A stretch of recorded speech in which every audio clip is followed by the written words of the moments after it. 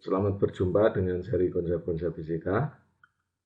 Pada kesempatan ini disampaikan uraian tentang bagaimana menentukan medan listrik di sekitar sistem muatan yang meliputi sebuah partikel bermuatan, sistem muatan diskrit, dan sistem muatan kontinu. Kita mulai dengan meninjau hukum Coulomb, yaitu muatan Q yang berada sejauh R dari muatan Q ini mengalami gaya yang sebanding dengan masing-masing muatan ini dan berbanding terbalik dengan kuadrat jaraknya. Secara matematika, hukum Coulomb dirumuskan seperti ini, yang mana di sini apabila muatan ini berada di dalam ruang hampa, maka konstanta kesebandingannya adalah seperempat epsilon 0, dengan epsilon 0 adalah permitivitas ruang hampa yang nilainya seperti berikut. Untuk muatan yang sejenis, maka gaya Coulomb ini adalah tolak-menolak.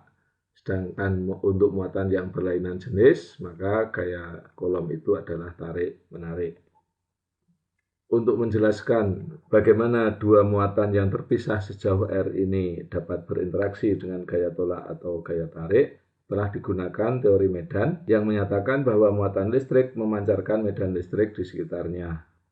Medan listrik di suatu titik pada suatu daerah atau ruangan didefinisikan sebagai gaya yang dialami oleh satu satuan muatan uji positif di titik itu.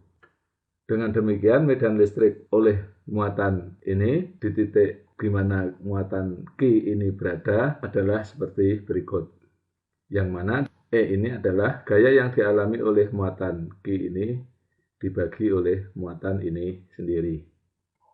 Dari perumusan medan listrik ini, maka gaya yang dialami oleh muatan yang berada di dalamnya dapat dinyatakan seperti berikut, yaitu F sama dengan Q kali E. Dengan demikian, apabila peta medan listrik pada suatu tempat diketahui, maka dapat ditetapkan gaya yang dialami oleh muatan yang berada di dalamnya, sehingga perilaku muatan itu dapat diprediksi. Nah, sekarang bagaimana jika sumber medan listrik itu tidak hanya satu partikel tetapi beberapa partikel bermuatan?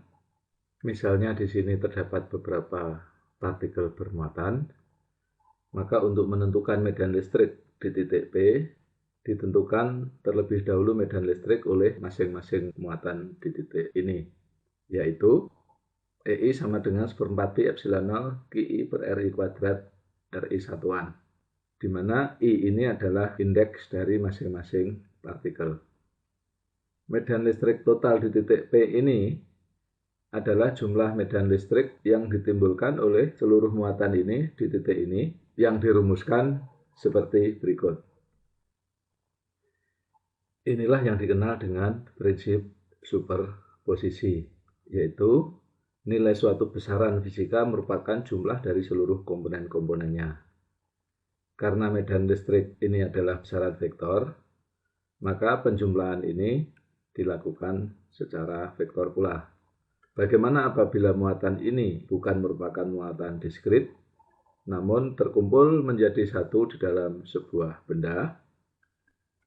Untuk menentukan medan listrik pada suatu tempat di sekitar muatan yang tersebar di dalam sebuah benda, atau yang dikenal dengan sistem muatan kontinu, misalnya di titik P ini, langkah awal adalah dengan membagi benda ini menjadi potongan-potongan kecil yang masing-masing dapat dipandang sebagai partikel.